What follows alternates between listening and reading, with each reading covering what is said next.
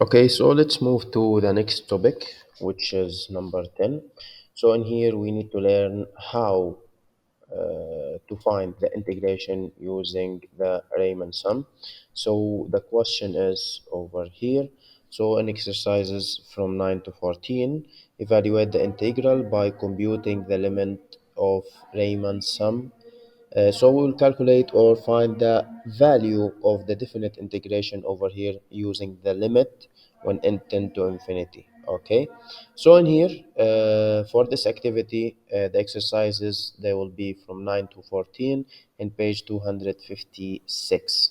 Okay, so we will solve the questions, I think. Okay, so let's go ahead and solve question 10, and let's take also question 12. Okay, so similar concepts. So let's start with the question 10. So in here, what to do for calculating the definite integration using the Riemann sum? We have some steps we can do them. First of all, you have to calculate delta x, which is equal to b minus a over n. Okay, now for the second step, you have to calculate xi, which is equal to a plus I multiplied by delta x. Then the third step, you have to calculate sigma notation from I equals 1 to n of f of xi multiplied by delta x. Then after substituting and finding the values, okay, you have to find limit n tend to infinity. For sure, for in here, if you have I square,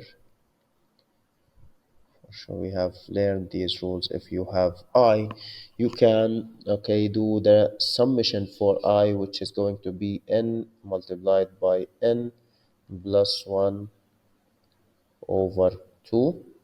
And for I square, this is n multiplied by n plus 1, okay, multiplied by 2n plus 1 over 6, okay, and for the constant, it will be c multiplied by n. This is what we have learned. Okay, now after that, step number 4, find limit when n tend to infinity, and that's it. Okay, so these are the steps for solving any question using the Riemann sum for finding the definite integration.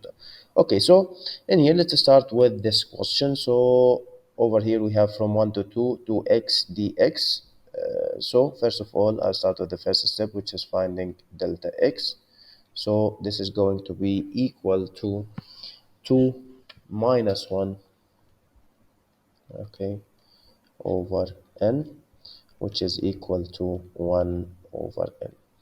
Now, directly I'll go ahead and find xi, which is going to be equal to a, which is the value of 1. This is a, and this is b, by the way. So this is 1 plus I multiplied by delta x, which is going to be I multiplied by 1 over n, which is I over n.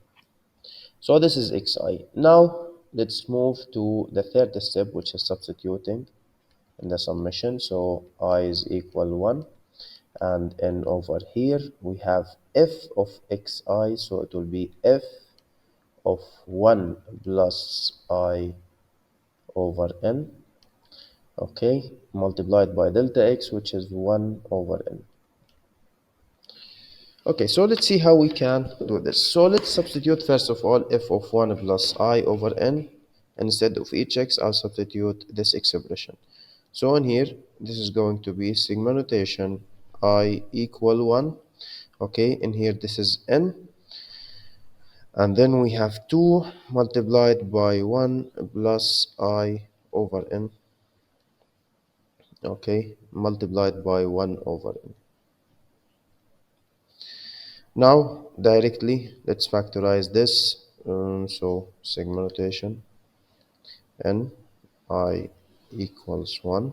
Let's take 1 over n outside.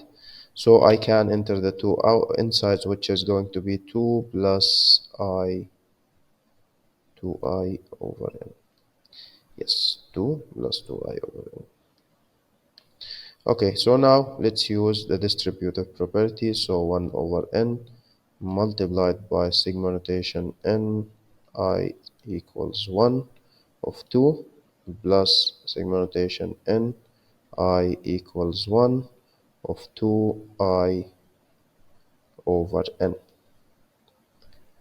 Okay, now let's factorize this. So this is going to be equal to 1 over n multiplied by, this is constant. According to the rule, the constant will be multiplied by n only. So this is 2n plus, this is 2i over n. So let's take 2 over n. You can take it outside. So 2 over n multiplied by, in here, if we have I, we can write it as n multiplied by n plus 1 or divided by 2. So this is n multiplied by n plus 1 divided by 2. Okay, so in here 2 with 2 eliminated, n with n eliminated, so we can also enter the 1 over n inside. So this is going to be 1 over n multiplied by 2n. This is going to be 2, because 2n over n, which is going to be n with n eliminated. Okay, so in here, the second part, it will be n plus 1 over n, because in here we have to enter this with both this one and this one. So n over here. So now we can just make the denominators the same. So this is over 1, then n multiplied by 2, this is 2n plus n plus 1, because this is multiplied by 1, so over n. So this is equal to 3n plus 1 over n. Now let's find the limit directly. So the limit when n tend to infinity of a 3n plus 1 over n, we can take the highest term over the highest term. So this is going to be, since they are the same degree, so on here degree 1, degree 1, so it will be leading coefficient over leading coefficient, which is 3 over 1, which is equal to 3. That's it. This is the first question. So now we will move to the next one, inshallah.